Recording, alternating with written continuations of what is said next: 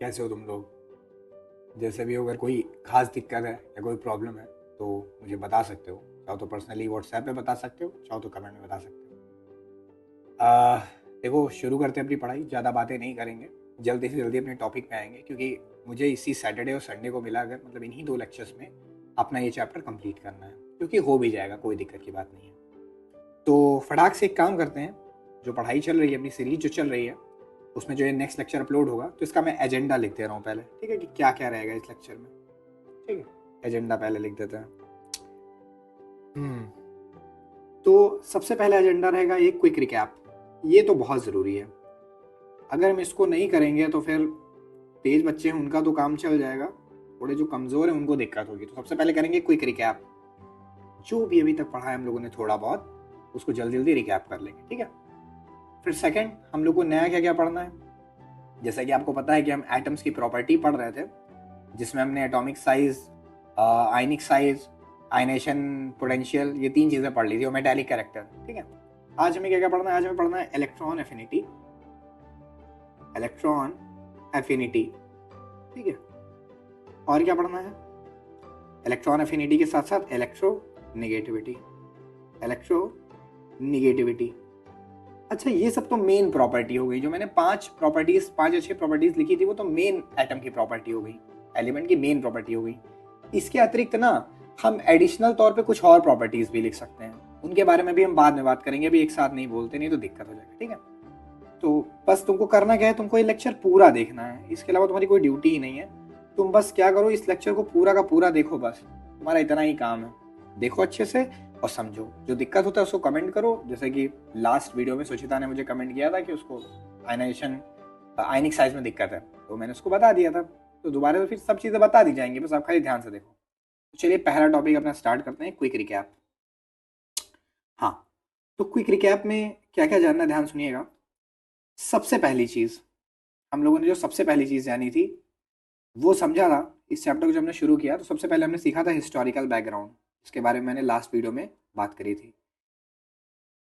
जो ये पूरा चैप्टर हम पढ़ रहे हैं, पेरियोडिक क्लासिफिकेशन या फिर प्रॉपर्टी का वेरिएशन जो पढ़ रहे हैं, ये पेरियोडिक टेबल के लिए पढ़ रहे हैं, और ये पेरियोडिक टेबल किसी एक दिन में नहीं आ गई है, लंबा चौड़ा एफर्ट इसके लिए किया गया है, ठीक है ना। लाइन से बहुत सारे हमारे केमिस्ट हैं जिन्होंने एफर्ट किया, Dobereiner, Newland, Lothar Meyer, Mendeleev, और फिर हेनरी मोजले और नील्स बोर। इतने लोगों के एफर्ट से पेरियोडिक टेबल आई है, तो उसी चीज़ को हमने हिस्टोरिकल बैकग्राउंड में पढ़ा है सबसे पहले। फिर हम लोगों ने क्या पढ़ा भाई? फिर हम लोगों ने क्या पढ़ा? पेरियोडिक टेबल के बारे में पढ़ा। पेरियोडिक टेबल का जो लेक्चर था बहुत इंपॉर्टेंट है, अगर तुमने वही नहीं पढ़ा है तो फिर क्या ही सीखोगे। पेरियोडिक टेबल के लेक्चर में क्या क्या सीखा भाई हमने?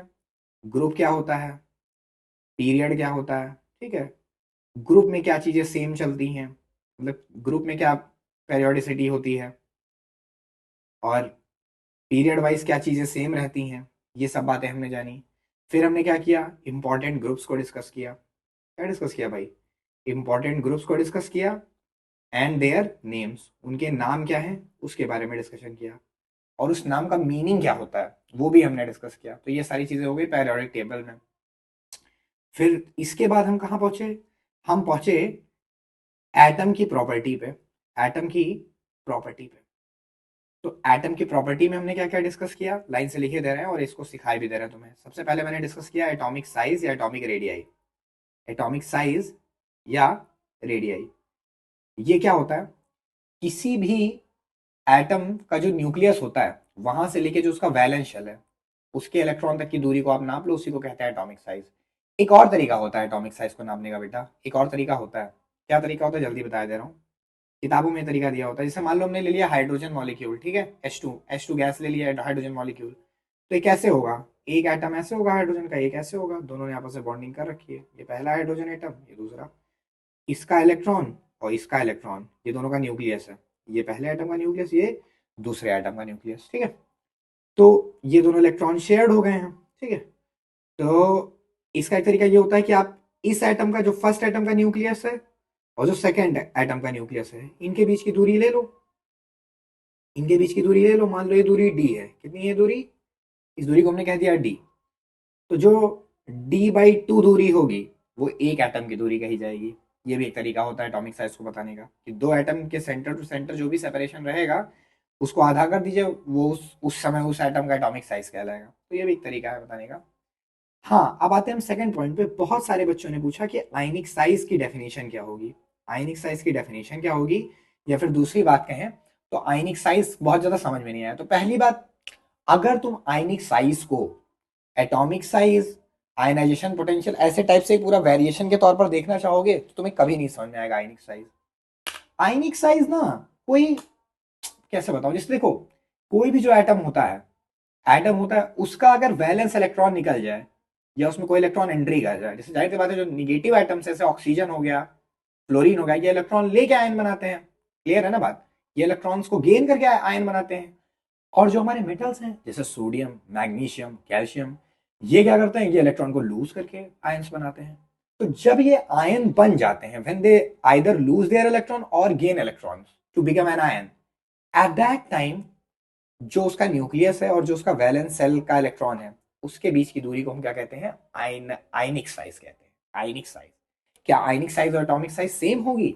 तो इसका जवाब है नहीं, आयनिक साइज और एटॉमिक साइज कभी भी सेम नहीं होगी, क्योंकि एटम में सारे इलेक्ट्रॉन होते हैं, वैलेंस इलेक्ट्रॉन जो होता है वो कोई और होता है। जैसे सोडियम की बात कर लो, तो सोडियम की अगर बात करोगे मेरे भाई, मैं कई बार एग्जांपल समझा चुका हूं, तो कैसे चलेगा, 2 8 1 ये रहेगा, मतलब इसका वैलेंस सेल तीसरा है इस समय एटम में।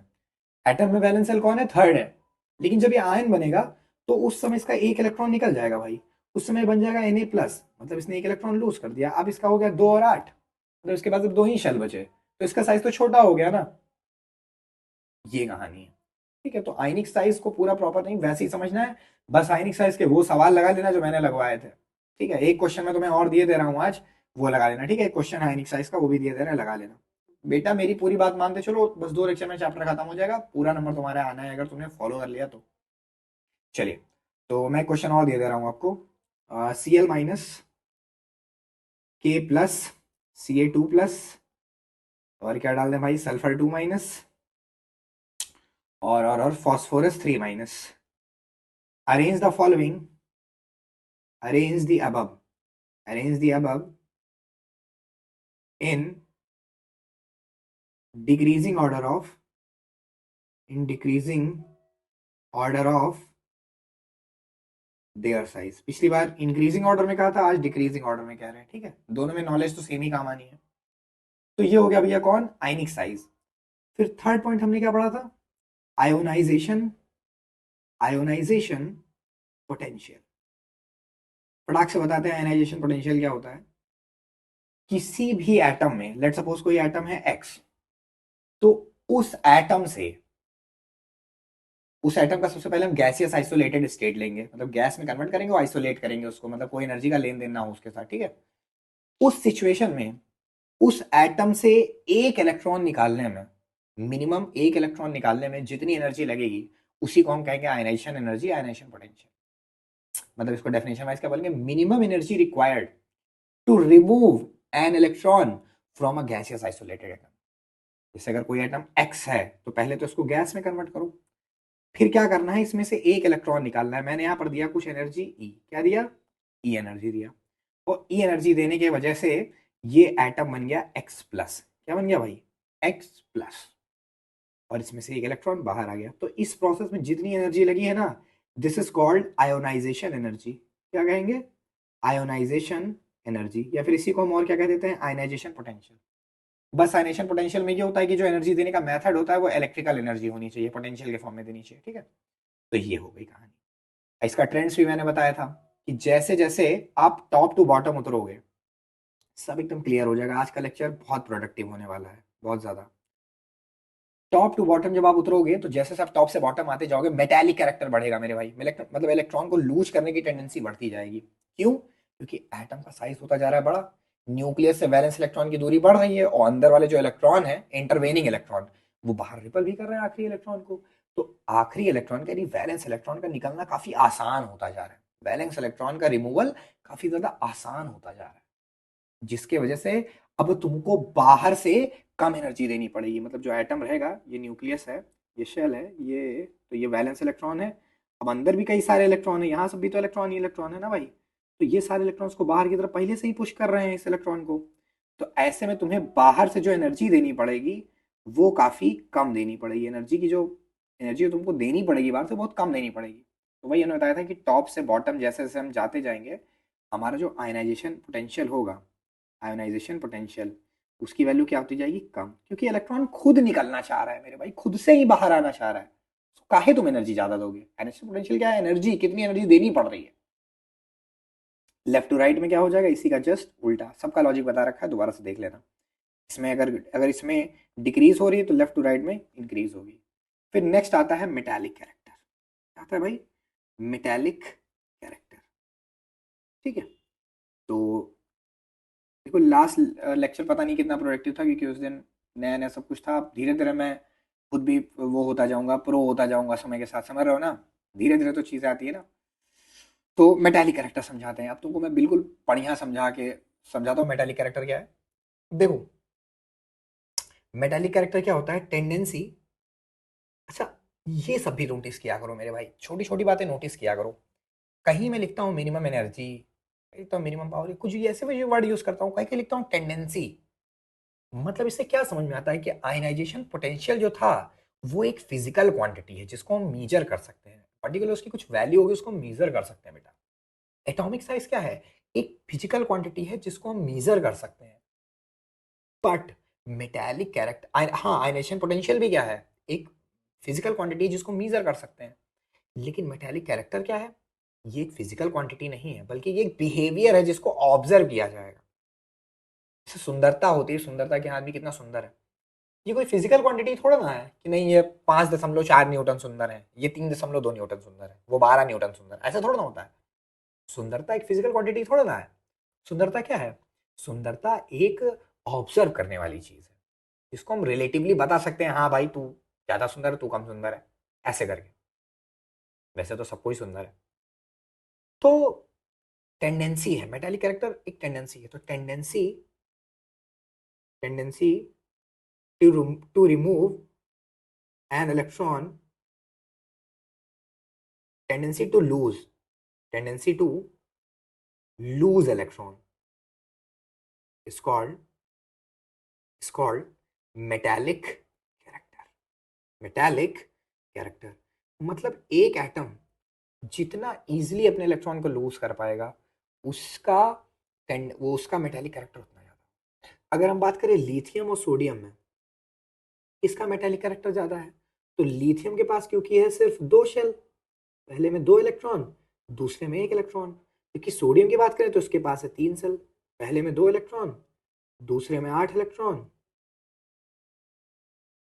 और नेक्स्ट में 1 इलेक्ट्रॉन। तो क्योंकि इसका न्यूक्लियस से दूरी ज्यादा है और रिपल्सन भी ज्यादा है अंदर वाले इलेक्ट्रॉन से, तो ये इलेक्ट्रॉन इजिली लूज हो जाएगा, ये इलेक्ट्रॉन इजिली निकल जाएगा, इजिली लूज हो जाएगा। तो इन दोनों में ज्यादा अच्छा मेटालिक कैरेक्टर किसका है? सोडियम का। तो metallic character of sodium is greater than metallic character of lithium. ऐसे ही और नीचे जाओगे, सोडियम के बाद पोटेशियम, फिर रुबिडियम, सीजियम, फ्रांशियम, तो धीरे धीरे मेटालिक कैरेक्टर क्या होता जाएगा? बढ़ता जाएगा। यही तो मैं समझा रहा हूँ ना, मेटालिक कैरेक्टर नीचे जाने पे बढ़ता जा रहा है, इलेक्ट्रॉन को लूज करने की टेंडेंसी बढ़ती जा रही है। और इसके 2 कारण है। क्या 2 रीजन है? रीजन क्या है? तो यानी हम इसका ट्रेंड क्या बताएंगे भाई? ट्रेंड उस दिन भी बताया था, आज बता दे रहे हैं कि टॉप से बॉटम जब जाओगे, टॉप टू बॉटम, तो क्या होगा भाई? मेटालिक कैरेक्टर जो होगा वो क्या होता जाएगा? बढ़ता जाएगा। रीजन क्या हो जाएगा? 2 रीजन। पहला, नंबर ऑफ शेल बढ़ रहा है तो साइज बड़ा होता जा रहा है कि नहीं? नंबर ऑफ शेल बढ़ रहे हैं जिसकी वजह से क्या दिक्कत आ रही है? इलेक्ट्रॉन न्यूक्लियस से दूर होता जा रहा है। और दूसरा रीजन क्या हो जाएगा? Shielding effect. शील्डिंग इफेक्ट या स्क्रीनिंग इफेक्ट, इसका भी मतलब मैंने आपको समझाया था। क्या मतलब बताया था भाई शील्डिंग इफेक्ट का? कि हाँ भाई, अंदर के इलेक्ट्रॉन बाहर वाले इलेक्ट्रॉन को रिपेल कर रहे हैं। ये हो गई कहानी जो मैंने पास्ट में बताई। अच्छा, टॉप से बॉटम में ये ट्रेंड है, तो लेफ्ट से राइट में क्या आएगा? मेटालिक कैरेक्टर क्या हो जाएगा? डिक्रीजेस। ठीक है, इसका रीजन क्या हो जाएगा? जैसे हम लेफ्ट से राइट जा रहे हैं, इफेक्टिव न्यूक्लियर चार्ज बढ़ रहा है, मतलब attraction of valence electron from nucleus बढ़ रहा है, तो इलेक्ट्रॉन का रिमूवल डिफिकल्ट हो जाएगा। ठीक है, चलिए इतनी बातें आ गई, चलिए इतनी बातें हो गई। अभी इन सबका जो कॉम्प्लीमेंट्री ट्रेंड है वो भी हम लोग लिखेंगे, बट वो उतना इंपॉर्टेंट है नहीं, लेकिन लिखेंगे सब कुछ, छोड़ेंगे नहीं, ठीक है। चलिए अब आते हैं, कौन सा नंबर का था ये प्रॉपर्टी, ये डी था, चौथे नंबर का प्रॉपर्टी था ये फोर्थ प्रॉपर्टी था। अब आते हैं हम फिफ्थ प्रॉपर्टी पे। क्या है भाई फिफ्थ प्रॉपर्टी, इलेक्ट्रॉन, देखिए क्विक रिकैप खत्म हो गया, ठीक है, क्विक रिकैप वाला कहानी 15 मिनट में खत्म हो गया। अब हम आते हैं, देखो क्या चला गया, 15 मिनट क्विक रिकैप करने में कुछ चला गया क्या, ऐसे ही आपको भी हमेशा रखना, जब भी आप कुछ नया पढ़ने चलो तो अपनी पुरानी मतलब कॉपी उठा के एक दफा पुराना पढ़ लेने में कोई हर्ज नहीं है, मन पीछे भागेगा, मन तो इतनी गंदी चीज है बेटा, मतलब वो कोई भी अच्छा काम तुम्हें नहीं करने देगी, वो हमेशा कहेगा अरे क्या यार, अड़ा ऐसे ही पढ़ लेते हो जाएगा। नहीं बेटा, तुम्हें मन की बात नहीं माननी है, अगर तुम जब तक मन पे तुम्हारा कंट्रोल है तब तक ही तुम आगे बढ़ पाओगे, ठीक है। चलो देखते हैं, तो अगला क्या आ गया, इलेक्ट्रॉन एफिनिटी, इलेक्ट्रॉन एफिनिटी। आइए समझते हैं ये क्या बला है, रंग वंग बदल लिया जाए पहले। हाँ, एफिनिटी मतलब होती है चाहत, चाहत, किसी को किसी इंसान की चाहत होती है, किसी को किसी नौकरी की चाहत होती है, किसी को फेम की चाहत है, किसी को पैसे की चाहत है। तो इलेक्ट्रॉन एफिनिटी वर्ड से क्या मीनिंग निकलता है मेरे भाई, इलेक्ट्रॉन एफिनिटी वर्ड से क्या मीनिंग निकलता है, इलेक्ट्रॉन की चाहत, एफिनिटी। तो मतलब इस टॉपिक का यही हुआ कि इलेक्ट्रॉन की चाहत किसको ज्यादा है। अच्छा, इलेक्ट्रॉन की जब चाहत होगी तो ये तुम अगर काइंड ऑफ दिमाग लगाओगे तो ये मेटालिक कैरेक्टर का उल्टा हुआ, ये मेटालिक कैरेक्टर का उल्टा हुआ, कि मेटालिक कैरेक्टर में इलेक्ट्रॉन लूज होता है, और इलेक्ट्रॉन एफिनिटी मतलब इलेक्ट्रॉन की चाहत है कि कौन सा एटम या कौन सा एलिमेंट इलेक्ट्रॉन को कितना ज्यादा अपनी तरफ गेन करना चाह रहा है, कौन कितना ज्यादा अपनी तरफ इलेक्ट्रॉन को अट्रैक्ट करना चाह रहा है, इसको बोलेंगे इलेक्ट्रॉन एफिनिटी। चलिए कुछ एग्जांपल देता हूं, ठीक है, चलो ध्यान सुनो। मैंने एक तरफ लिया सोडियम और एक तरफ लिया फ्लोरीन, ठीक है। सोडियम के पास है 3 शेल, क्लोरीन ले लो, क्लोरीन ले लो, ज्यादा अच्छा कंपैरिजन हो पाएगा, 3 शेल। क्लोरीन के पास भी कितने हैं, 3 शेल, 3 शेल दोनों के पास है। सोडियम के पास इलेक्ट्रॉन की संख्या कितनी है, number of electrons 11, number of protons 11, और क्लोरीन के पास number of electron 17, number of proton 17। ये दोनों डेटा मैं कहां से लेकर आया, एटॉमिक नंबर से, ठीक है। अब तुम मुझे बताओ, इन दोनों में से इलेक्ट्रॉन को अट्रैक्ट करने के लिए ज्यादा बेताब कौन है, क्या सोडियम या क्लोरीन। ऑब्वियस सी बात है मेरे भाई, सोडियम के पास कितना इफेक्टिव न्यूक्लियर चार्ज है, ओवरऑल इफेक्टिव चार्ज कितना है, 11 प्रोटॉन का। और अगर हम बात करें क्लोरीन की, तो क्लोरीन के पास कितना है, 17 प्रोटॉन का चार्ज है, 17 प्रोटॉन का चार्ज है। अब दोनों के पास जो चार्जेस की वैल्यू है वो सेम है कि नहीं है, बिल्कुल सेम है ना, चार्ज की वैल्यू बिल्कुल सेम है कि नहीं सेम, अरे सॉरी यार, अगर हम बात करें तो मुझे एक बात बताओ, क्या दोनों के पास नंबर ऑफ शेल बिल्कुल सेम है कि नहीं सेम है, नंबर ऑफ शेल दोनों में बिल्कुल सेम है या नहीं, आंसर है कि दोनों में बिल्कुल नंबर ऑफ शेल सेम है, लेकिन दोनों के में से चार्ज किसका पावरफुल है, क्लोरीन का चार्ज पावरफुल है। तो इलेक्ट्रॉन को ज्यादा अट्रैक्ट कौन करेगा अपनी तरफ, बाहर का एक इलेक्ट्रॉन मौजूद है, मान लिया क्लोरीन का एटम है और ये सोडियम का एटम है, और बाहर दोनों के एक इलेक्ट्रॉन मौजूद है, तो कौन ज्यादा अच्छे से अट्रैक्ट करना चाहेगा इलेक्ट्रॉन को, सोडियम करना चाहेगा क्या, सोडियम के पास तो 11 प्रोटॉन ही है, तीन तीन शेल है इनके पास भी, 3 शेल इनके पास भी, लेकिन सोडियम के पास सिर्फ 11 प्रोटॉन है, क्योंकि क्लोरीन के पास 17 प्रोटॉन है। तो क्लोरीन जो होगा ना, वो इस इलेक्ट्रॉन को ज्यादा अट्रैक्ट करेगा, ज्यादा बेहतर तरीके से अट्रैक्ट करेगा, और सोडियम जो है वो इलेक्ट्रॉन को अच्छी तरीके से अट्रैक्ट नहीं करेगा। यही कारण है कि सोडियम एक मेटल है, क्योंकि सोडियम इलेक्ट्रॉन को अट्रैक्ट नहीं करता है, बल्कि इलेक्ट्रॉन को निकालने की कोशिश करता है, रिमूव करने की कोशिश करता है, क्योंकि जो क्लोरीन है वो इलेक्ट्रॉन को अट्रैक्ट करने की कोशिश करता है। That's why chlorine is a non metal, that's why chlorine is a non metal and sodium is a metal. तो तुम सीधे सीधे समझ गए, हम बात कर रहे थे थर्ड पीरियड की, और तुमने देख लिया, अगर हम लेफ्ट से राइट जाते हैं, अगर हम लेफ्ट से राइट की तरफ मूव करते हैं, अगर हम किसी भी पीरियड में लेफ्ट के एलिमेंट से राइट के एलिमेंट की तरफ मूव करते हैं, तो इलेक्ट्रॉन एफिनिटी बढ़ती है, क्योंकि हम देख रहे हैं सोडियम की इलेक्ट्रॉन एफिनिटी, इलेक्ट्रॉन की जो चाहत थी वो काफी कम थी, किसकी, सोडियम की। लेकिन अगर इसी जगह हम बात करें क्लोरीन की, तो क्लोरीन की इलेक्ट्रॉन एफिनिटी बहुत ज्यादा है, क्लोरीन की एफिनिटी बहुत ज्यादा है। तो हम देख पा रहे हैं जैसे जैसे हम लेफ्ट से राइट एलिमेंट की तरफ बढ़ेंगे, हमारी इलेक्ट्रॉन एफिनिटी बढ़ेगी। क्यों बढ़ रही है, ड्यू टू, रीजन क्या हो जाएगा, रीजन बहुत जरूरी है बेटा जानना, रीजन क्या लिखेंगे, हाँ बोलो तुम, रीजन क्यों ऐसा हुआ, due to increase in due to increase in due to increase in effective, अभी सब रिवीजन भी कर देंगे, टेंशन ना लो, effective nuclear charge. Short form में क्या कहते हैं इसको, ये भी याद रखना है, ईएनसी, ईएनसी। ठीक है, ये हो गया, ये हो गई कहानी। अच्छा, टॉप से बॉटम में ये तो हो गया पूरा लेफ्ट टू राइट का केस। ये कौन सा केस हो गया भाई, मतलब हमने देखा कि लेफ्ट टू राइट में, लेफ्ट टू राइट जाने पे जो इलेक्ट्रॉन एफिनिटी है, इलेक्ट्रॉन एफिनिटी ये क्या हो रहा है, कंटिन्यू बढ़ रहा है। टॉप से बॉटम में आ जाओ मेरे भाई, टॉप टू बॉटम पूरा दिमाग लगाओ, कोई एक ग्रुप पकड़ लो, कोई भी एक ग्रुप पकड़ लो जिससे भी समझना चाहो। तो चलो हम हेलोजन ग्रुप पकड़ लेते हैं। फिर कल बाहर आई आंटी, इससे पहले वाला ग्रुप पकड़ लो क्योंकि इसमें एक एक्सेप्शन है, ओ स्टाइल से टीपो। तो तुम देख रहे हो ऑक्सीजन के पास क्योंकि सिर्फ दो शेल है, पहला शेल दूसरा शेल, ये तो पहला वाला सबसे पहले तो न्यूक्लियस ही हो गया ना, सबसे पहले तो न्यूक्लियस हो गया, फिर दो शेल है, वो इलेक्ट्रॉन इलेक्ट्रॉन बनाएंगे तो बड़ा टाइम लग जाएगा, फिर भी 4 5 6 7 8। अब सल्फर के पास कितने सेल हुए, 1 2 3। सेलेनियम के पास 1 2 3 4। आप देख रहे हो शेल बढ़ता जा रहा है।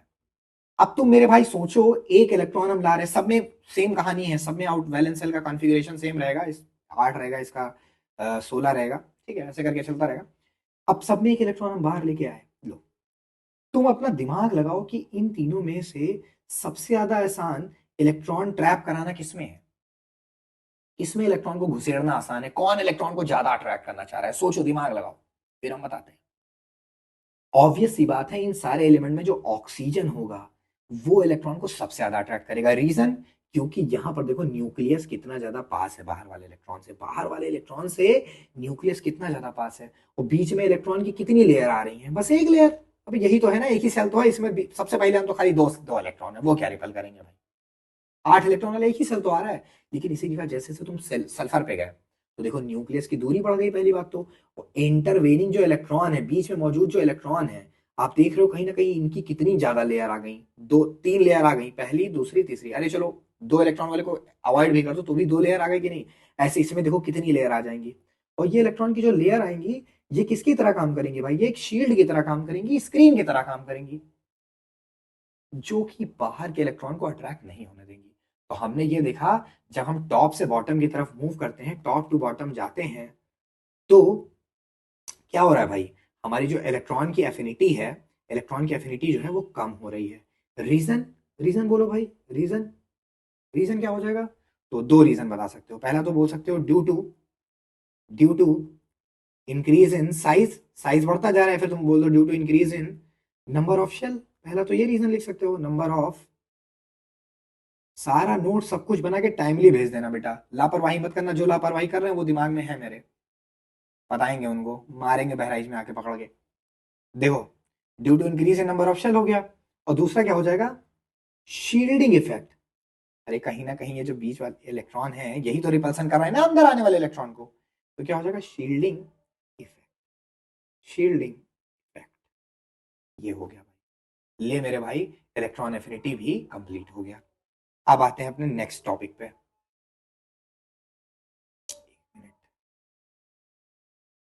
ठीक है, नेक्स्ट टॉपिक पे आते हैं। नेक्स्ट कौन हो जाएगा, फिफ्थ था ना, ये कौन सा टॉपिक था भाई, इलेक्ट्रॉन एफिनिटी, फिफ्थ। हाँ, अब आते हैं सिक्स्थ पे। अच्छा पहले इसका डेफिनेशन तो लिख दें यार, बिना डेफिनेशन के तो बात नहीं सही होगी। डेफिनेशन क्या हो जाएगी इलेक्ट्रॉन एफिनिटी की, तुम बोलो, पॉज करके आराम से बोलो सोच के।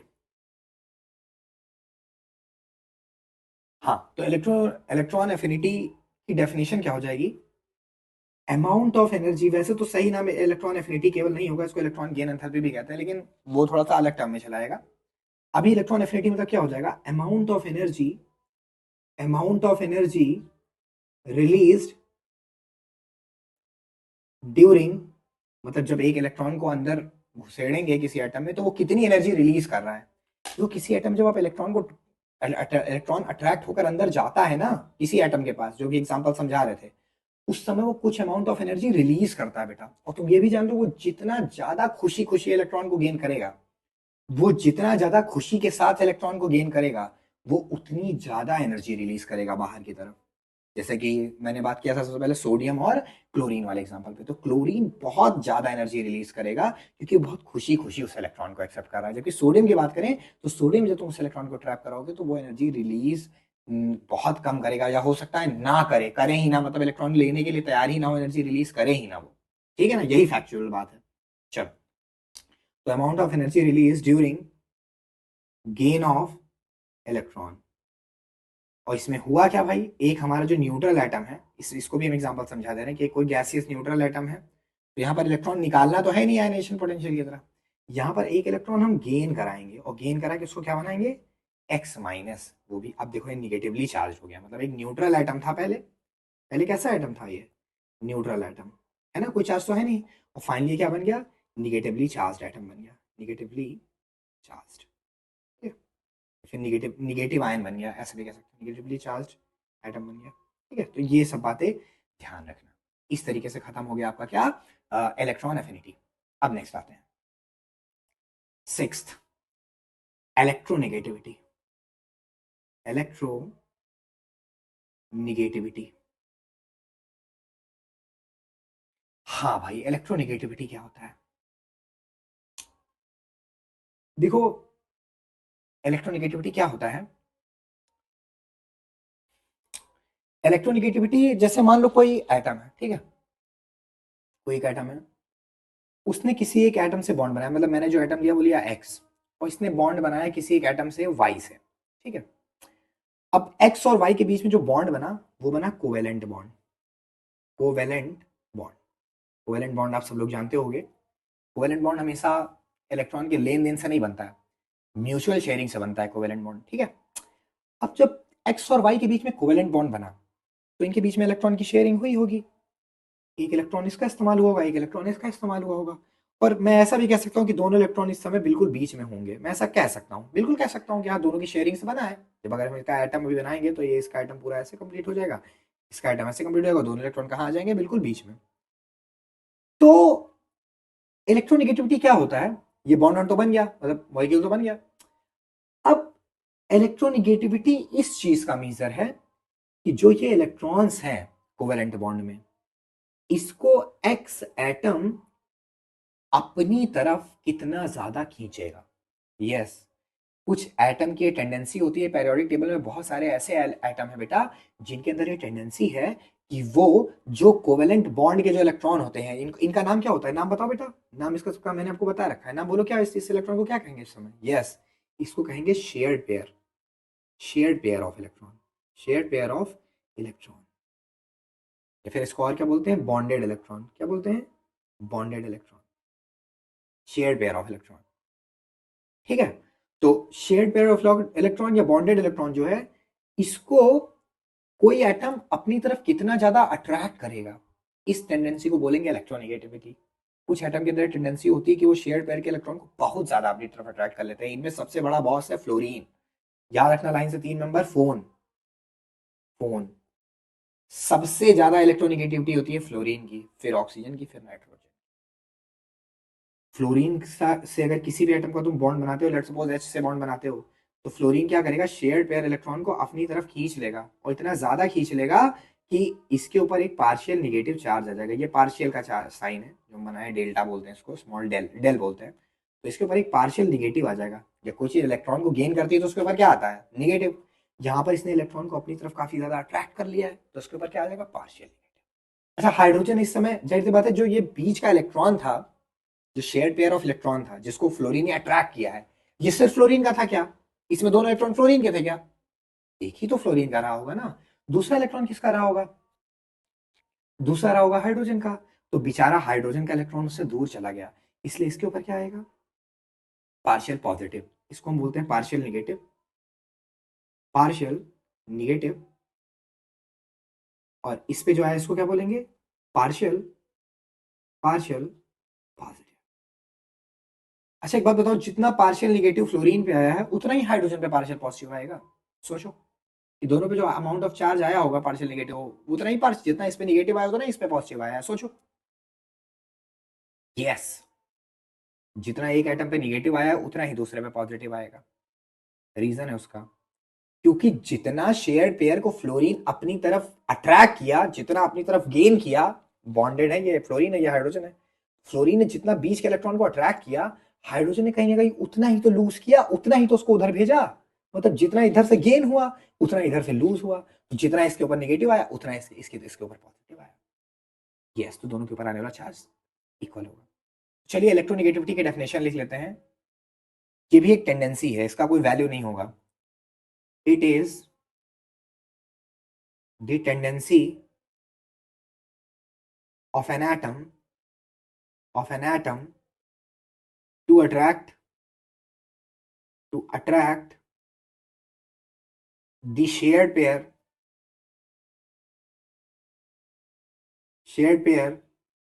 of electron.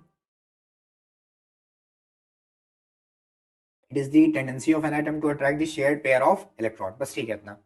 अब तुम ये इतना सोच लेना कि इलेक्ट्रॉन एफिनिटी और जो है ये क्या बोलते हैं इलेक्ट्रोनेगेटिविटी बिल्कुल सेम चीज है। नहीं भैया, देखो इलेक्ट्रॉन एफिनिटी मतलब क्या होता है कि एक कोई नॉर्मल सा एटम बाहर कोई इलेक्ट्रॉन भटक रहा है, उसको अपनी तरफ कितना ज्यादा खींचेगा, वो होता है क्या, इलेक्ट्रॉन एफिनिटी। जबकि इलेक्ट्रोनेगेटिविटी क्या होता है कि एक एटम जब बॉन्ड बना लेता है दूसरे एटम से, बॉन्ड बन जाना चाहिए उसके बाद ही है, तो बॉन्ड बनाने के बाद जो इनके बीच का शेयर्ड इलेक्ट्रॉन है, शेयर्ड पेयर इलेक्ट्रॉन है, उसको कोई एटम अपनी तरफ कितना ज्यादा खींच रहा है, इसको बोलते हैं इलेक्ट्रोनेगेटिविटी। ठीक है, तो ये डिफरेंस है दोनों में।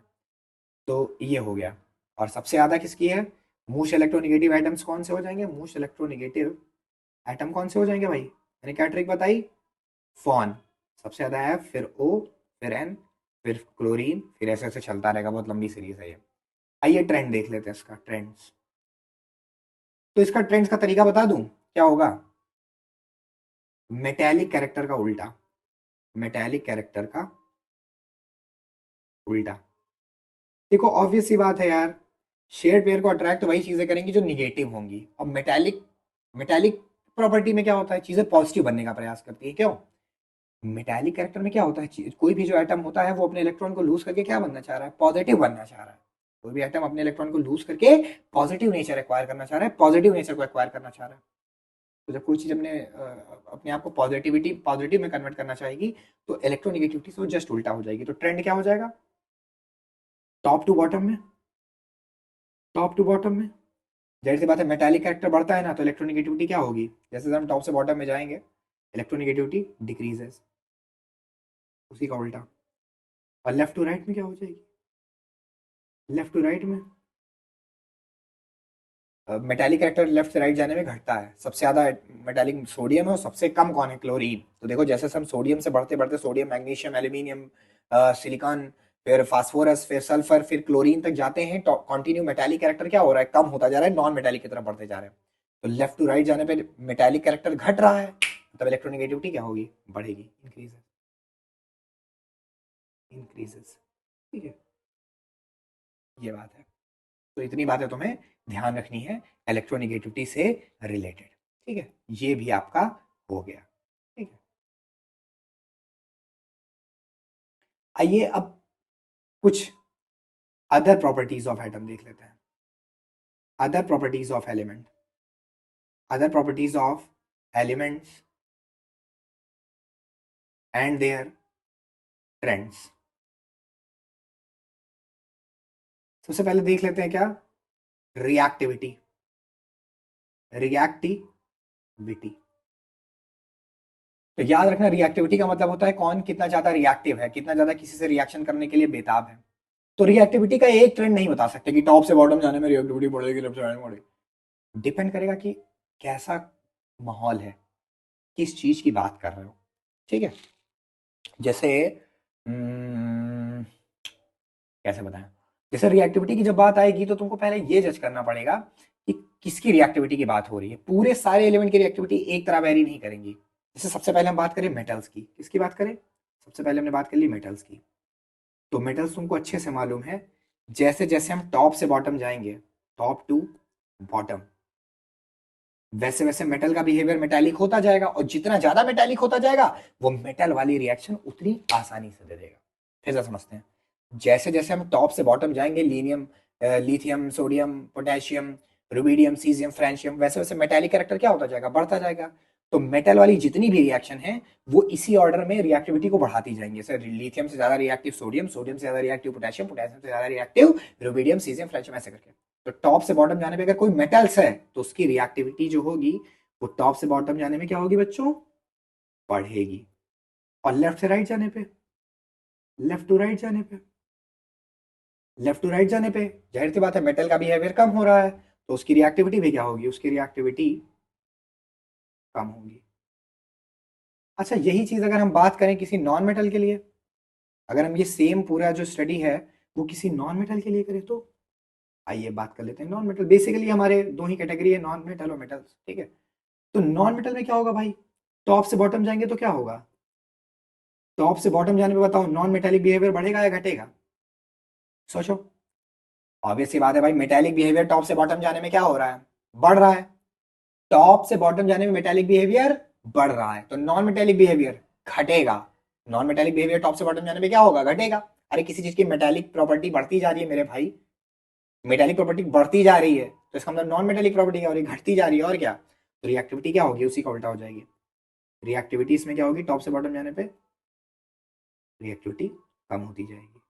और अगर हम बात करेंगे लेफ्ट टू राइट की, अगर हम बात करें, अरे मेरा भाई, लेफ्ट टू राइट की, लेफ्ट टू राइट की, तो लेफ्ट टू राइट में जाहिर सी बात है जैसे हम सोडियम से क्लोरीन की तरफ बढ़ते जाएंगे नॉन मेटालिक बिहेवियर बढ़ता जाएगा। और जब नॉन मेटालिक बिहेवियर बढ़ता जाएगा तो क्या होगा मेरे भाई, रिएक्टिविटी भी बढ़ती जाएगी, रिएक्टिविटी भी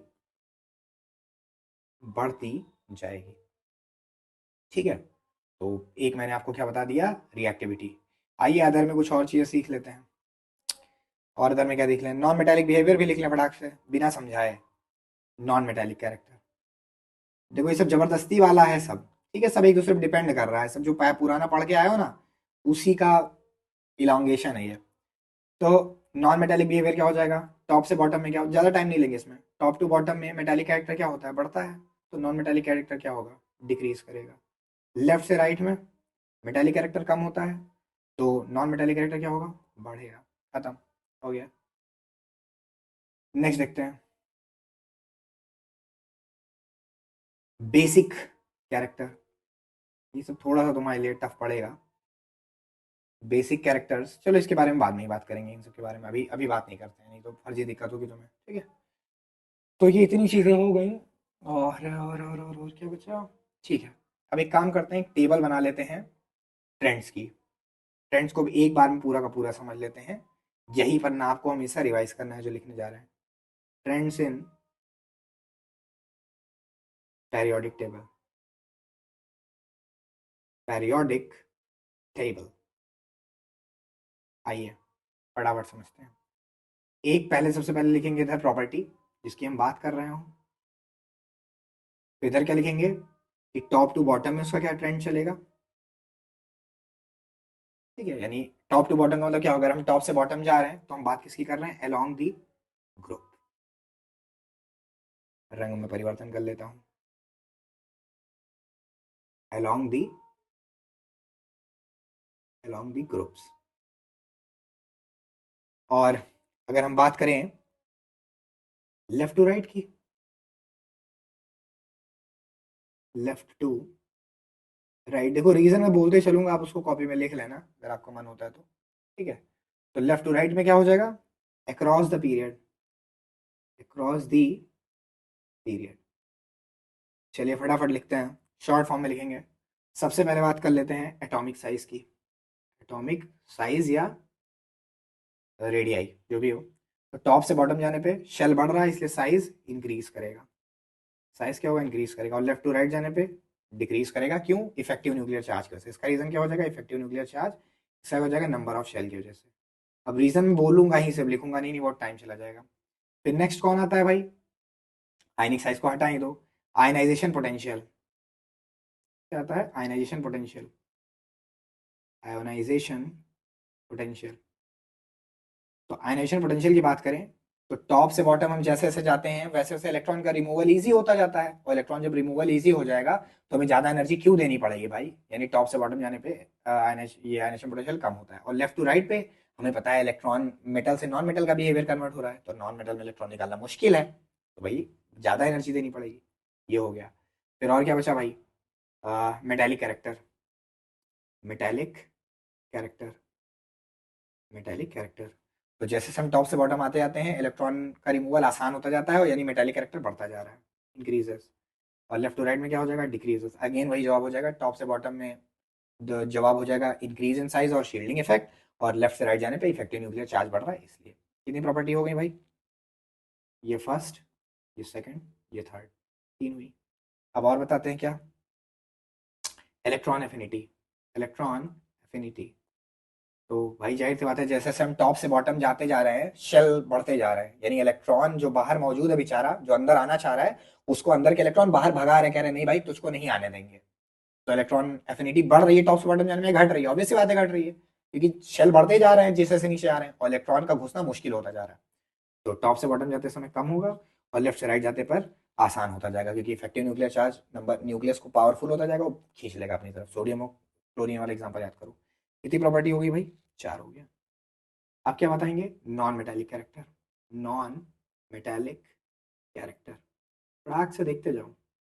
तो जो मेटालिक कैरेक्टर है वो इंक्रीज हो रहा था, तो ये क्या होगा, डिक्रीज। और ये इधर मेटालिक कैरेक्टर इधर क्या होता है, डिक्रीज, तो ये इधर क्या होगा, इंक्रीज। फिर अगर हम बात करें इलेक्ट्रोनिगेटिविटी, ये कौन सा नंबर हो गया, ये हो गया पांचवा नंबर। फिर अगर हम बात करें इलेक्ट्रोनिगेटिविटी की, इलेक्ट्रो निगेटिविटी, इलेक्ट्रोनिगेटिविटी, तो जाहिर सी बात है मेटालिक कैरेक्टर का उल्टा होना है इसको भी।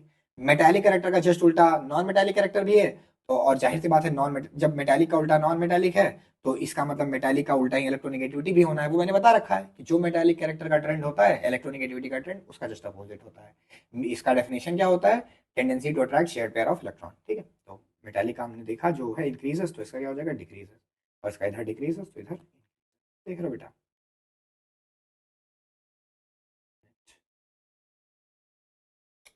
ठीक है, ठीक है, ठीक है। और क्या बचा भाई, और क्या बचा, रिएक्टिविटी। तो रिएक्टिविटी को स्टेबल में लिखना सही नहीं होगा, उसको लिखना गड़बड़ है, ठीक है। और कोई छूट तो नहीं रहा है, एटॉमिक साइज हो गया, आयनेशन पोटेंशियल हो गया, metallic character, electron affinity, non metallic character, electronegativity, बस ठीक है। और तो कोई मेरे ख्याल से छूटा नहीं है। अब बेसिक कैरेक्टर भी बता देते तो सही रहता। देखो अभी तुम इतना जान लो, बेसिक कैरेक्टर जो होता है एसिड और बेस में, जो बेसिक कैरेक्टर होता है, बेसिक कैरेक्टर, तो हमेशा याद रखना basic character is directly proportional to metallic character. Base हमेशा मेटल से ही बनते हैं। अभी तो हम बताते हैं ना कि सबसे स्ट्रॉन्ग मेटल कौन है, लीना करे सबसे फरियाद, इसीलिए इनको एल्कली मेटल्स कहा जाता है, एल्कली कहा था, एल्कली मतलब बेस फॉर्मिंग। तो basic character is directly proportional to metallic character. Metallic character का जो वेरिएशन होगा वही बेसिक कैरेक्टर का हो जाएगा। चलिए लगे हाथ बेसिक कैरेक्टर का भी ट्रेंड लिख देते हैं। बेसिक कैरेक्टर, भाई मेटालिक कैरेक्टर का क्या वेरिएशन है, इंक्रीजेस, तो बेसिक कैरेक्टर का भी क्या हो जाएगा, इंक्रीजेस, और लेफ्ट टू राइट में डिक्रीजेस। अब जाहिर सी बात है बेसिक का जस्ट उल्टा कौन हो जाएगा, एसिडिक कैरेक्टर।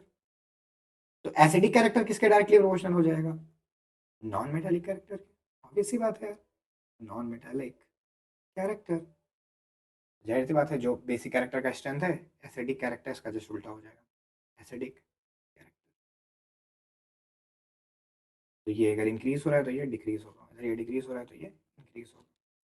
कितना हो गया भाई, 6, 7, 8।